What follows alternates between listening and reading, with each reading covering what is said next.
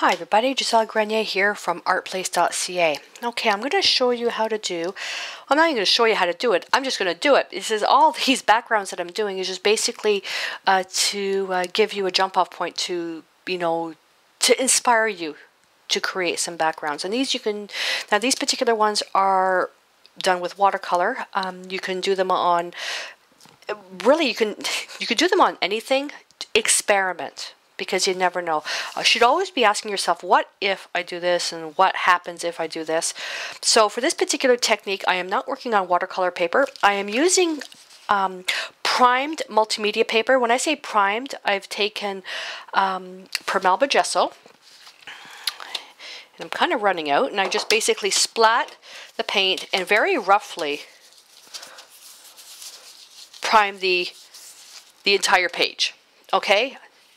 Put that aside, and then I've got another sheet that's prepared. Okay, and from here now, because we're working on a primed substrate, okay, it's not going to absorb the watercolor.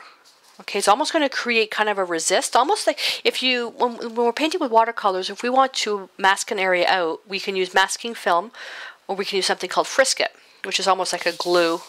You put it down, you paint, then you rub it off or peel it off. Okay, so gesso also similar to that, it just kind of resists the absorption and you can get some really neat effects. What I'm going to try, I know this works, but I've done it on watercolor paper. What I'm going to try, this is where you have to know a little bit about the products, is I know that I can take watercolor and put it down, and then I can drip alcohol, rubbing alcohol, or like vodka and all that, but you can drip it and then it creates this blooming effect.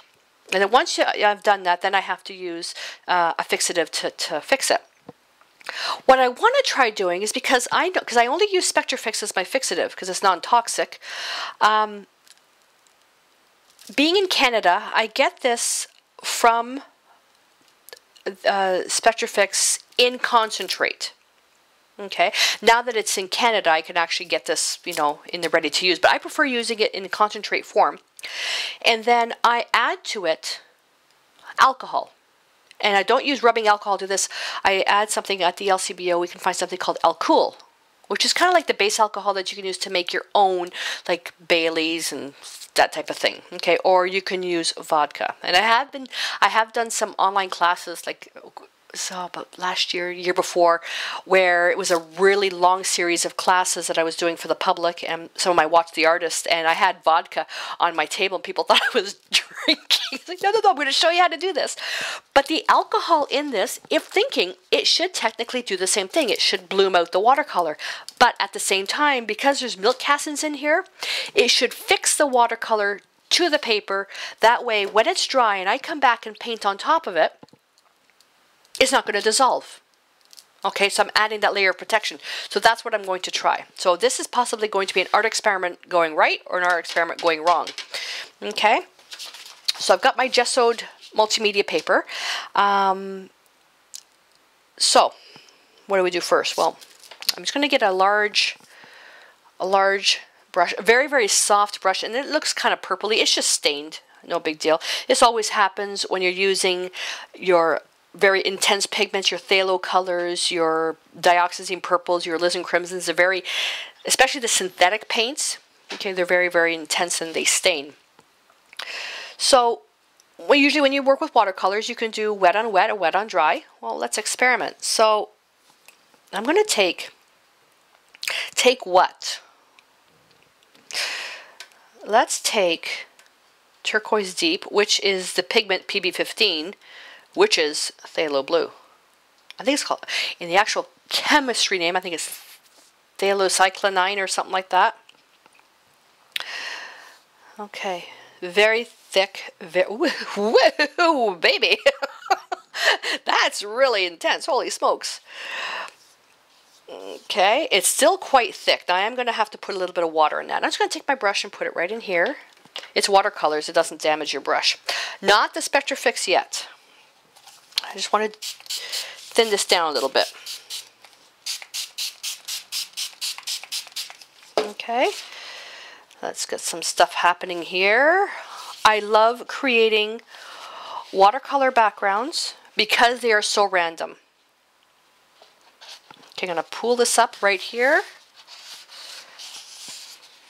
I don't know if you can see that. Okay, now watch.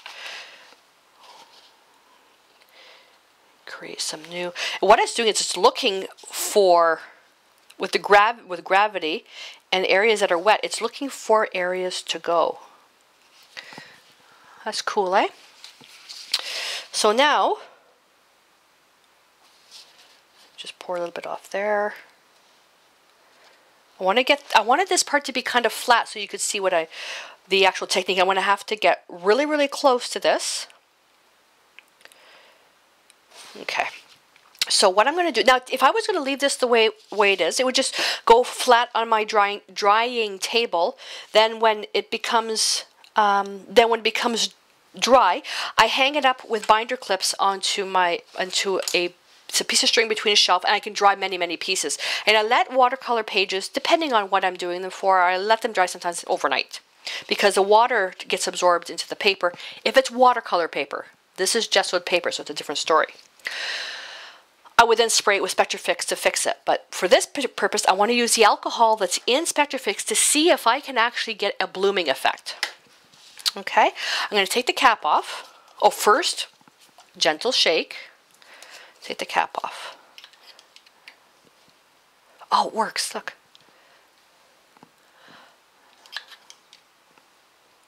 Now, because this is fixative, these are going to stay.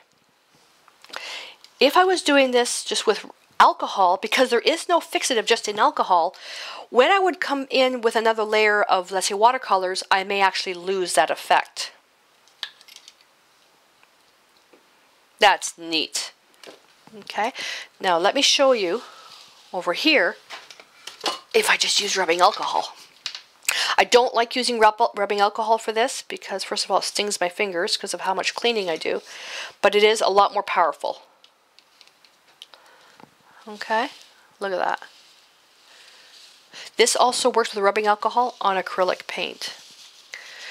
With the SpectraFix, now with this rubbing alcohol, this isn't permanent. I could lose this effect because it's not permanent. With SpectraFix though, the results are much more subtle, but it is permanent. So if I turn around, let's see if I just do it with my fingers, get a little bit more. There we go. Much more subtle. Okay, let's move this down a little bit. Let's go down here and we'll just kind of spread this out. Let's see what happens. Okay. Oh, okay, there we go. The SpectraFix is just as powerful. I just need to use more. So I had to pour it into my hands. But it does get a little bit sticky as it dries, as the alcohol evaporates. It's all the milk cassins that are left over. That's cool. Isn't that neat? So there's another little piece that you could look at. And then from here, what I would do with this is I would take a look, go like this, and I would take a look at this. I love the, I don't know, hang on. Let me see if I can show this to you. Look at that swirling. Isn't that beautiful?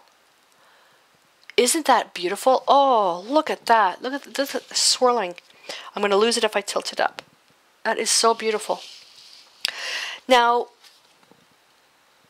we have a couple of minutes, so I look at this and what can I create with this? I look at this. I would probably use this way, and I would probably layer on maybe another watercolor puddle. I would drip this off, let this dry, then take this leftover paint and puddle it back on and drip it this way, and probably create an underwater scenery. Because when I look at this, these things here, I think of coral. And phthalo blue, oh sorry, turquoise deep is the shiwi color, but the pigment is phthalo blue, is a perfect color for water. Whoopsie. on my table. I'm gonna have to get some 1000 Plus stain remover to clean that, because this is a very heavy staining pigment. So there we go. So there's a background that you can use to inspire a whole bunch of different things. So again, I'll lay this flat on my drying table to dry, and when it becomes dry where it doesn't drip anymore, I'll hang it with my binder clips onto my other drying rack, and then, assuming I don't want to lose the effect of this layer, once it's dry, I will spray it with SpectraFix to completely seal the whole piece.